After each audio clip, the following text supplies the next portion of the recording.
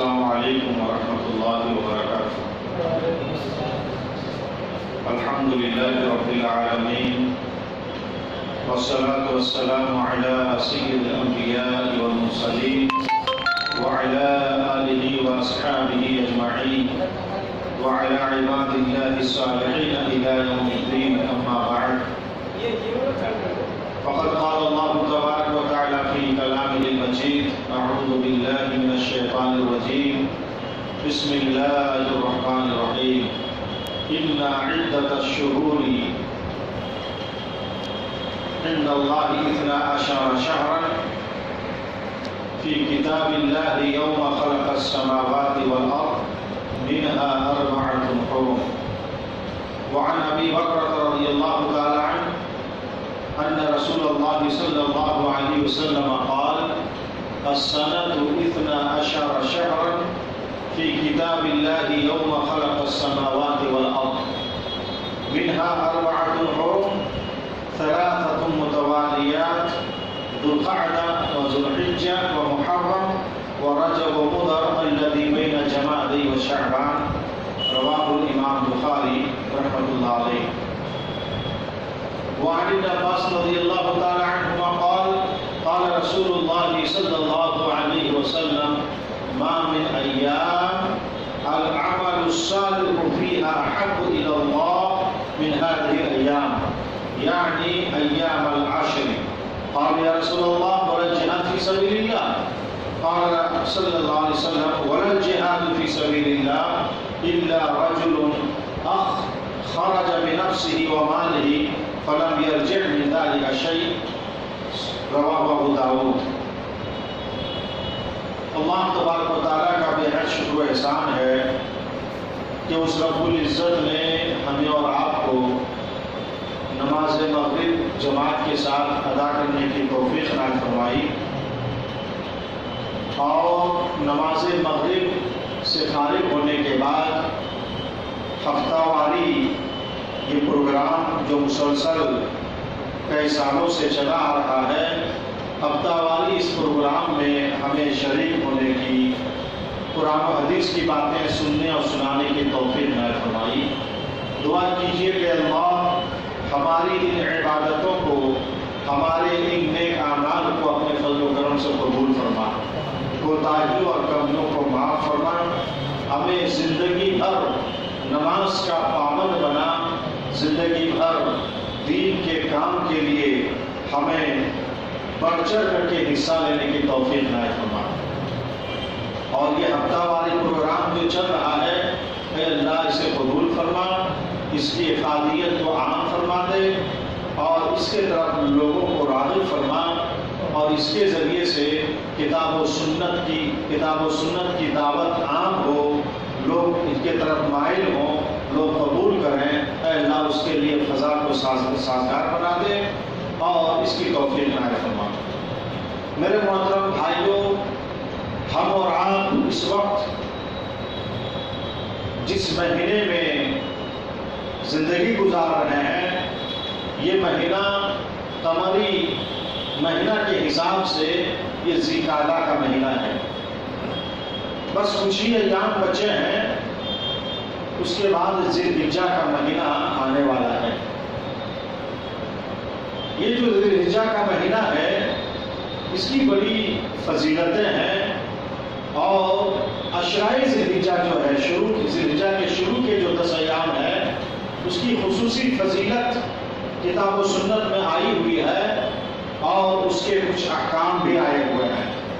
میں نے مناسب سمجھا کہ آج کے اس ہفتہ واری درس میں انہی عشرۂ ذی الحجہ کے جو احکام و فضائل ہیں، ان میں سے چند اہم باتوں کو آپ حضرات کے سامنے پیش کر دوں، تاکہ آپ لوگ اس کو سنیں اور آپ کی یاد اس سلسلے میں تازہ ہو، یاد دہانی کے طور پر، یا جو لوگ نہیں جانتے ہیں ان کی جانکاری کے طور پر، تاکہ ہم اس پر عمل کر سکیں۔ سورہ توبہ کے اندر اللہ تبارک و تعالیٰ نے ارشاد فرمایا ان عدۃ الشہور عند اللہ 12 شہرا فی کتاب اللہ ان عدۃ الشہور 12 شہرا فی کتاب اللہ یوم خلق السماوات والارض منها 4 حرم. اللہ تبارک و تعالیٰ نے ارشاد فرمایا کہ اللہ تبارک و تعالیٰ کے نزدیک مہینوں کی تعداد 12 ہے، یعنی ایک سال 12 مہینوں پر مشتمل ہے اور سال کے 12 مہینے ہوتے ہیں. یہ اللہ تبارک و تعالیٰ کے نزدیک طے ہے. کب سے؟ یوم خلق السماوات والارض، اسی دن سے جس دن سے اللہ تبارک و تعالیٰ نے آسمانوں کو اور زمینوں کو پیدا کیا. یہ آسمان ہے، یہ زمین کی تخلیق جب سے عمل میں آئی ہے، اسی وقت سے کتاب اللہ میں یعنی لوح محفوظ میں اللہ تبارک و تعالیٰ کے یہاں یہ طے ہو چکا تھا، یہ فیصلہ ہو چکا تھا کہ ایک سال کے 12 مہینے ہوں گے. منها 4 حرم، ان 12 مہینوں میں 4 مہینے حرمت کے ہیں. 12 مہینے میں 4 مہینے ایسے ہیں جن کی حرمت و تقدس دیگر مہینوں کے مقابلے میں زیادہ ہے. یہ 4 مہینے کون سے ہیں؟ قرآن نے تو اعلان کر دیا کہ سال کے 12 مہینوں میں 4 مہینے حرمت والے ہیں، 4 مہینے حرمت و تقدس والے ہیں، 4 مہینے کو حرمت حاصل ہے. یہ 4 مہینے کون سے ہیں؟ اس کی تفصیل، اس کی توضیح اور اس کی تفسیر قرآن کے اندر موجود نہیں ہے. جو لوگ انکار حدیث کا ارتکاب کرتے ہیں، احادیث رسول کی حجیت کا انکار کرتے ہیں، اور جو منکرین حدیث ہیں، ان کی گاڑی یہاں پر پھنس جاتی ہے. وہ نہیں بتا سکتے، قرآن سے ثابت نہیں کر سکتے ہیں کہ یہ 4 مہینے کون سے ہیں. چونکہ قرآن کی تفسیر، قرآن کی توضیح اور تشریح کے لیے اللہ تبارک و تعالیٰ نے جناب محمد رسول اللہ صلی اللہ علیہ وسلم کو نبی بنا کر کے بھیجا تھا. آپ کو مکلف کیا تھا، آپ کی ذمہ داری تھی کہ آپ علیہ السلام قرآن کی توضیح فرماتے، قرآن آیات کی تفسیر فرماتے، قرآن آیات میں جو اجمال ہے اس کی تفسیر کرتے، قرآن آیات میں جو اشارہ ہے اس کی توضیح آپ علیہ السلام فرماتے. لِتُبَيِّنَ لِلنَّاسِ، قرآن میں اللہ نے کہا کہ محمد صلی اللہ علیہ وسلم جو بھی آپ کی طرف قرآن آیتیں نازل ہوتی ہیں اس لیے نازل کی جاتی ہے تاکہ آپ اس کی تبیین کریں، توضیح کریں اور اس کی وضاحت اور تشریح اور تفصیل بیان کریں. یہ جو اللہ تعالیٰ نے فرمایا سورہ توبہ میں منها 4 حرم کہ 12 مہینوں میں سے 4 مہینے حرمت کے ہیں، یہ 4 مہینے کون سے ہیں؟ پیارے حبیب جناب محمد رسول اللہ صلی اللہ علیہ وسلم نے حدیث کے اندر اس کی صراحت فرما دی ہے. چنانچہ صحیح بخاری حدیث نمبر 4662 اور صحیح مسلم حدیث نمبر 1689 1689 کے اندر حدیث نمبر کے اندر اللہ کے رسول صلی اللہ علیہ وسلم کی ایک حدیث آئی ہوئی ہے.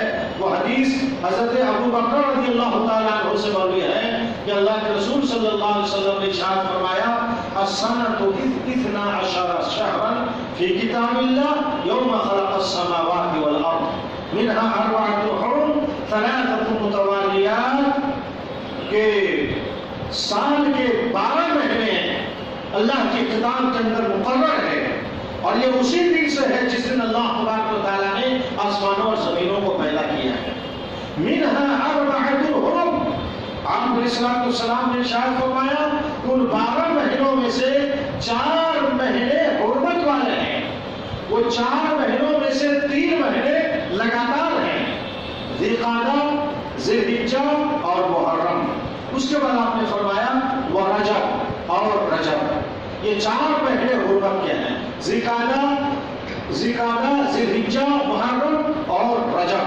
یہ 4 مہینے حرمت کے ہیں جن کو اللہ تبارک و تعالیٰ نے فرمایا منها 4 حرم کہ 12 مہینوں میں سے 4 مہینے حرمت والے ہیں. ان 4 مہینوں سے مراد یہی 4 مہینے ہیں، ذی القعدہ، ذی الحجہ، محرم اور رجب کا مہینہ. یہ 4 مہینے حرمت والے ہیں. ان چاروں مہینوں کی حرمت و تقدس کا خیال زمانہ جاہلیت میں کفار مکہ اور مشرکین مکہ بھی کیا کرتے تھے.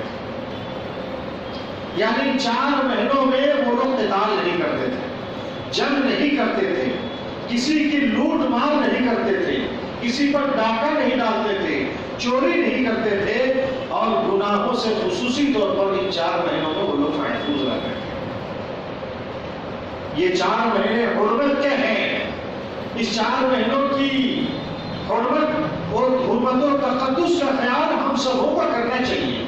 یوں تو سال کے 12 مہینوں میں ہمیں گناہوں سے بچنا چاہیے، ہمیں معصیت سے اجتناب کرنا چاہیے، ہمیں برائیوں سے دور رہنا چاہیے، ہمیں اللہ کی نافرمانی نہیں کرنی چاہیے. لیکن ان 4 مہینوں میں ذوالقعدہ، ذوالحجہ، محرم اور رجب، ان 4 مہینوں میں ان چاروں مہینوں کی حرمت و تقدس کا خیال کرتے ہوئے خصوصی طور پر ہم کو گناہوں سے بچنا چاہیے، معصیت سے بچنا چاہیے، اللہ کی مخالفت نہیں کرنی چاہیے، اور اللہ نے جن چیزوں سے روکا ہے ان سے ہمیں رکنا چاہیے. ان 4 مہینوں میں ذوالقعدہ ہے اور ذوالحجہ کا بھی مہینہ ہے.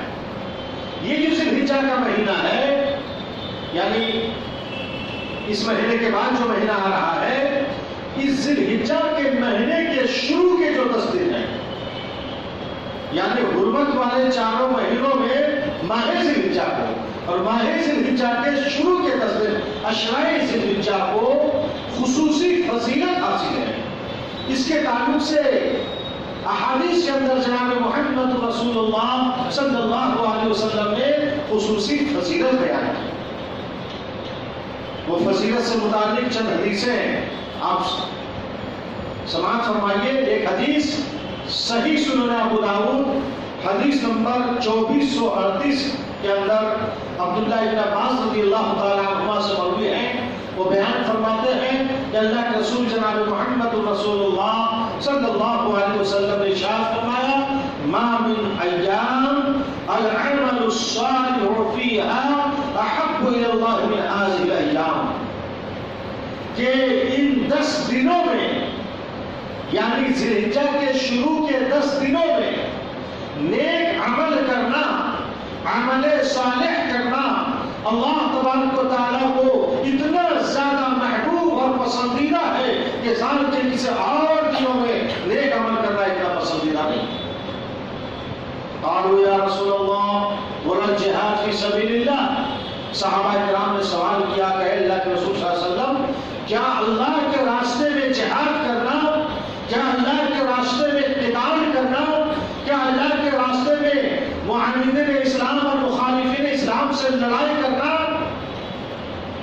جہاد فی سبیل اللہ سے بھی افضل اور اللہ کو زیادہ پسندیدہ ہے ذوالحجہ کے شروع کے 10 دنوں میں نیک عمل کرنا؟ پیارے حبیب، یعنی اللہ کے رسول، کیا عشرۂ ذوالحجہ میں جو نیک عمل کیا جاتا ہے، کیا اس سے افضل جہاد فی سبیل اللہ بھی نہیں ہے؟ پیارے حبیب صلی اللہ علیہ وسلم نے فرمایا: ولا الجہاد فی سبیل اللہ. اللہ کے راستے میں جہاد کرنا بھی اللہ کو اتنا پسندیدہ نہیں ہے جتنا نیک عمل عشرۂ ذوالحجہ میں اللہ تبارک و تعالیٰ کو محبوب اور پسندیدہ ہے. اس کے بعد آپ نے فرمایا: إِلَّا رَجُلٌ خَرَجَ بِنَفْسِهِ وَمَالِهِ فَلَمْ يَرْجِعْ مِنْ ذَلِكَ شَيْءٍ. ہاں، ایک مسلمان ہے، ایک مومن ہے، جو اللہ کے راستے میں جہاد کرنے کے لیے اپنی جان و مال لے کر کے نکلتا ہے، اپنے مال کو بھی قربان کر دیتا ہے، جان کو بھی قربان کر دیتا ہے، اور کوئی چیز واپس لے کر کے نہیں آتا ہے، تو ایسا جو جہاد ہوگا، ایسے جہاد کرنے والے کا جہاد افضل ہوگا عشرۂ ذوالحجہ کے نیک عمل سے، اور اللہ کو پسندیدہ ہوگا. اندازہ لگائیے، سال کے 12 مہینوں میں یہ جو ذوالحجہ کے شروع کے 10 دن ہیں، عشرۂ ذوالحجہ، اس میں اللہ تبارک و تعالیٰ کو نیک عمل کرنا کتنا پسندیدہ ہے. شارحین حدیث، علماء اور محققین اس بات پر اختلاف کر بیٹھے ہیں ذی الحجہ کے شروع کا 10 دن افضل ہے یا یہ کہ ماہ رمضان کے آخری عشرے کی جو داغ راتیں ہیں وہ افضل ہے؟ یعنی وہ افضل ہے کہ یہ افضل ہے؟ علماء کے مختلف اقوال ہیں. بعض کہتے ہیں کہ ماہ رمضان کے آخر کے جو 10 دن ہیں عشرۂ اخیر اس سے افضل عمل کرنے کے اعتبار سے عشرۂ ذی الحجہ ہے. بعض کہتے ہیں کہ نہیں وہ افضل ہے کہ اس کے مقابلے میں. لیکن اس سلسلے میں سب سے بہترین توضیح، سب سے بہترین تفسیر اور سب سے بہترین مفہوم جو ہے وہ امام ابن تیمیہ رحمۃ اللہ علیہ نے بیان کیا ہے. امام ابن تیمیہ رحمۃ اللہ علیہ کہتے ہیں کہ دنوں میں تو سب سے افضل دن ذی الحجہ کے شروع کے 10 دن اور راتوں میں سب سے افضل رات ماہ رمضان کے آخری اشرا کی راتیں ہیں، خصوصاً اس کی داغ راتیں ہیں.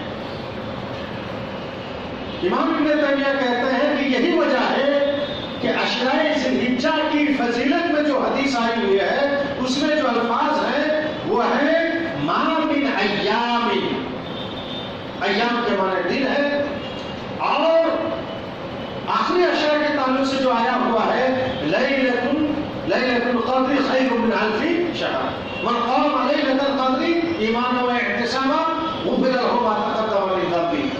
یعنی ماہ رمضان کے آخری عشرے کے تعلق سے لفظ لیل آیا ہوا ہے جس کا معنی رات ہے، اور ذی الحجہ کے شروع کے 10 دنوں کے تعلق سے جو بات آئی ہے فضیلت کی اس کے اندر ما من ایام آیا ہوا ہے، دن کا ہے. اس کا مطلب یہ ہے کہ راتوں میں عبادت کے اعتبار سے سال بھر میں سب سے افضل ماہ رمضان کے آخری عشرے کی 10 راتیں ہیں، اور دنوں میں سب سے افضل عمل کے اعتبار سے یہ ذی الحجہ کے شروع کے 10 دن.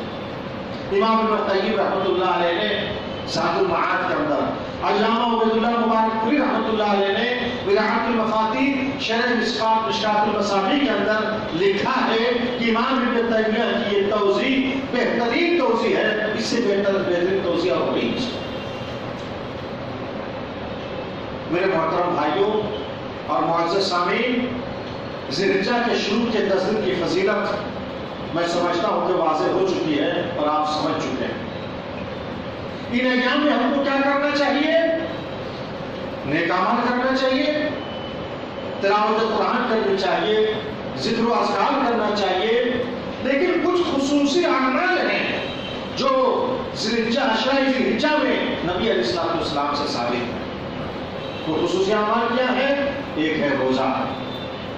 پیارے حبیب جناب محمد رسول اللہ صلی اللہ علیہ وسلم عشرۂ ذی الحجہ میں ماہ ذی الحجہ کے شروع کے 9 دنوں تک، 10واں دن تو بقرعید کا دن ہے، اس دن روزہ رکھنا حرام ہے. وہ جو 9 دن ہیں، ان 9 دنوں میں آپ علیہ السلام بڑی پابندی سے روزہ رکھا کرتے تھے. کیوں؟ اس لیے کہ نیک عمل اللہ کو بڑا پسند تھا. حدیث ہے صحیح ابو داؤد حدیث نمبر 2129 کے اندر حدیث ہے کہ کان رسول اللہ صلی اللہ علیہ وسلم یصوم 9 ذی الحجہ و یوم عاشوراء. کہ پیارے حبیب جناب محمد رسول اللہ صلی اللہ علیہ وسلم ذی الحجہ کے 10 دنوں میں بہت زیادہ آپ علیہ السلام جو ہے روزہ رکھا کرتے تھے، اور ان 10 ایام میں آپ علیہ السلام روزہ رکھنے کا اہتمام فرمایا کرتے تھے. عائشہ صدیقہ رضی اللہ تعالیٰ عنہ کا بیان ہے کہ آپ علیہ السلام ذی الحجہ کے شروع کے 9 دنوں میں روزے کا اہتمام کیا ہے. آپ علیہ السلام کا ماہ ذی الحجہ کے شروع کے 9 دنوں میں روزے کا اہتمام کرنا، روزے کی پابندی کرنا اس بات کی دلیل ہے کہ ان ایام میں روزہ رکھنے کی اہمیت ہے، فضیلت ہے. لہٰذا ہمیں اور آپ کو چاہیے کہ ہم اور آپ ان مہینوں میں روزہ رکھنے کا اہتمام کریں. حتی الامکان کوشش کریں کہ ماہ ذی الحجہ کے شروع کے جو 9 دن ہیں اس کے اندر نفلی روزہ رکھیں. یہ روزہ رکھنا سنت نفلی روزہ ہے. ہمارے سلف صالحین، صحابہ کرام، تابعین اعظام اور بزرگان دین اس کا اہتمام کرتے تھے اور ذی الحجہ کے شروع کے 9 دنوں میں روزہ رکھتے تھے۔ ماہ ذی الحجہ کے شروع کے 10 دنوں میں جو 9ویں تاریخ ہے، اس دن کے روزے کی فضیلت کچھ زیادہ ہی ہے، خصوصی فضیلت حاصل ہے۔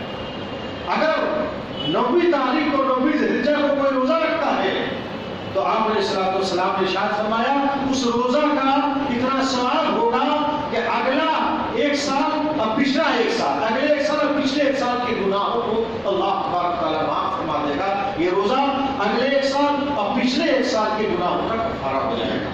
حدیث کچھ اس طریقے سے ہے، حدیث صحیح مسلم حدیث نمبر 1162 اور سنن ابو داؤد حدیث نمبر 2325 کے اندر اللہ کے رسول صلی اللہ علیہ وسلم نے ارشاد فرمایا، حدیث ابو قتادہ سے مروی ہے، آپ علیہ السلام نے فرمایا صوم یوم عرفہ یکفر سنتین ماضیۃ و مستقبلۃ، کہ یوم عرفہ کا روزہ، یوم عرفہ کا روزہ 2 سال کے گناہوں کو مٹا دیتا ہے، گزشتہ 1 سال اور آئندہ 1 سال کا گناہ۔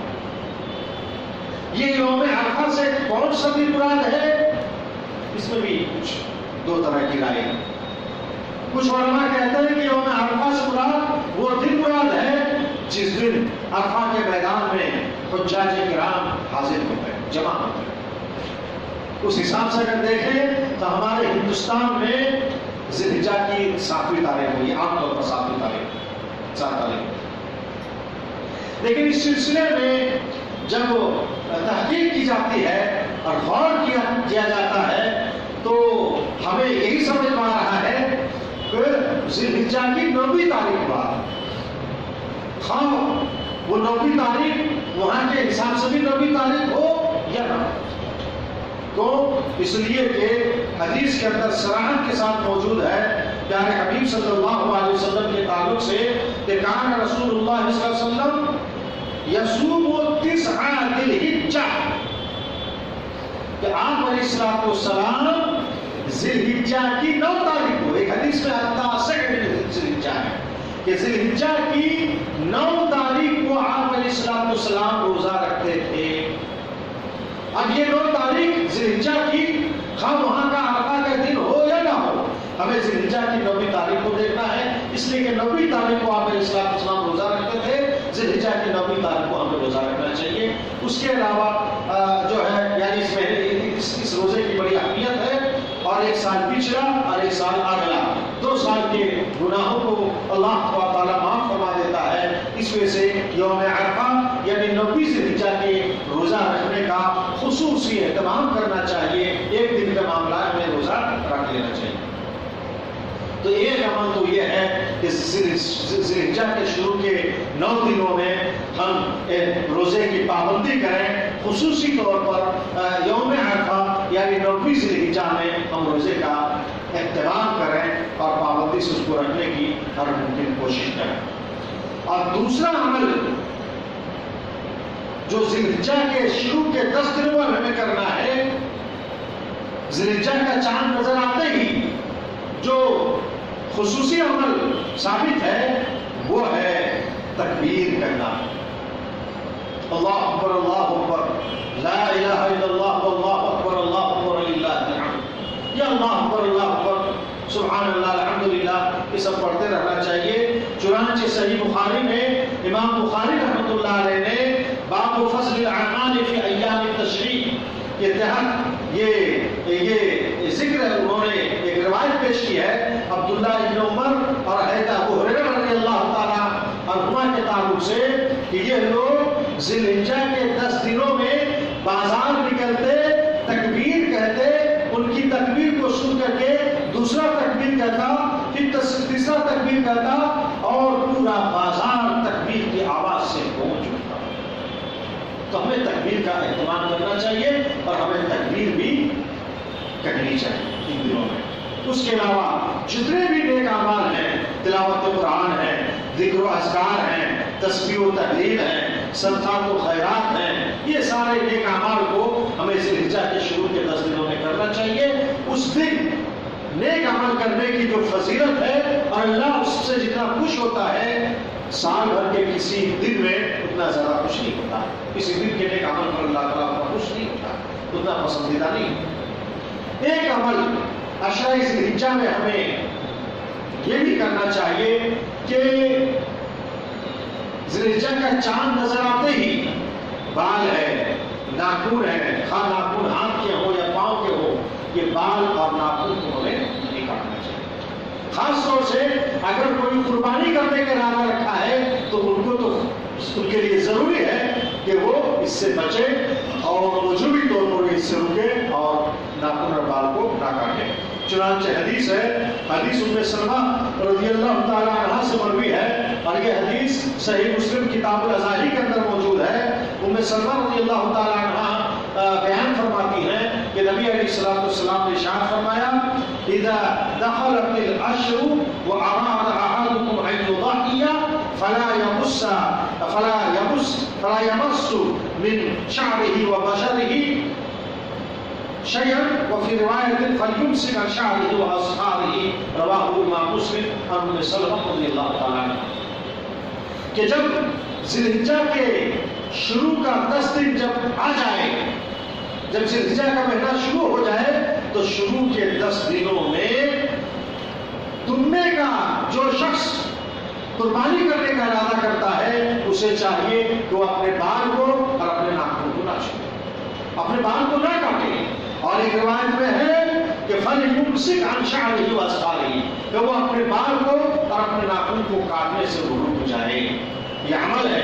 اگر کوئی ارادہ کسی کو نہیں ہے قربانی کرنے کا وہ بھی رکا رہے. ذی الحجہ کے چاند نظر آتے ہی بال کاٹنے سے اور ناخن کاٹنے سے وہ نماز عید کے بعد کاٹ لیں گے تو ان کے لیے ثواب کی بات آئی ہوئی ہے. اور جو قربانی کرنے کا ارادہ ہے ان کو وجوبی طور پر اس سے رکنا ہے, نہ بال کاٹے نہ ناخن کاٹے. ہاں جب قربانی کا جانور کی جب قربانی ہو جائے گی اس کے جب جانور کو ذبح کر دے گا اس کے بعد وہ اپنے ناخن اور بال کو کاٹے. یہ موٹی موٹی چند باتیں عشرہ ذی الحجہ کے تعلق سے مجھے آپ کے سامنے بتانی تھی. ہمیں اور آپ کو چاہیے کہ ہم اور آپ ان پر عمل کریں اور عمل کرنے کی ہر ممکن کوشش کریں. اور ذی الحجہ کا مہینہ آ رہا ہے, عشرہ اولیٰ میں شروع کے 10 دنوں میں ہم خصوصی طور پر اعمال صالحہ کر کے, نیک اعمال کر کے اللہ تبارک و تعالیٰ کی خوشنودی حاصل کریں اور اس میں زیادہ سے زیادہ دعائیں کریں اور اس پیغام کو, کتاب و سنت کے اس پیغام کو ہمیں دوسرے مسلمانوں تک بھی پہنچانا چاہیے. اللہ تبارک و تعالیٰ سے دعا ہے اللہ ہم تمام مسلمانوں کو کہنے سننے سے زیادہ اس پر عمل کرنے کی توفیق عطا. اے اللہ ہمارے گناہوں کو معاف فرما, ہمارے نیک اعمال کو قبول فرما, ہمیں جب تک زندہ رکھ ایمان کی حالت میں زندہ رکھ اور ہم سب کا خاتمہ ایمان کی حالت میں فرما. اپنے فضل و کرم سے ہماری دعاؤں کو قبول فرما. ربنا تقبل منا انك انت السميع العليم وتب علينا انك انت التواب الرحيم. صلى الله تعالى على خير خلق محمد وعلى اله واصحابه اجمعين برحمتك يا ارحم الراحمين. والسلام عليكم